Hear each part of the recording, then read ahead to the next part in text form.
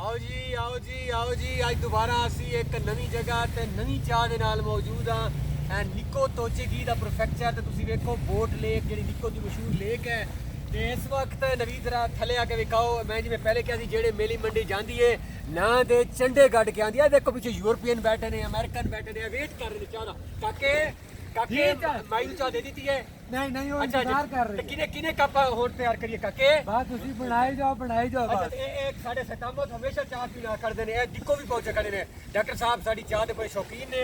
जेड़े मेले मंडे जाती है ना दे चंडे गढ़ के आंदी है और असी चाह बनाने व्यू दे नाल पहले असी आकाशी कायको ब्रिज हुन डॉक्टर साहब जरा दिखाओ ए कलर दिखाओ आटम दे आटम कलर दे विखाए ने बड़े खूबसूरत हां ते ए हुन प्राइस आ गई है आज मैं 70 यन कर दीजिए कीमत नहीं 20 ये ज्यादा है ये साढ़े गांव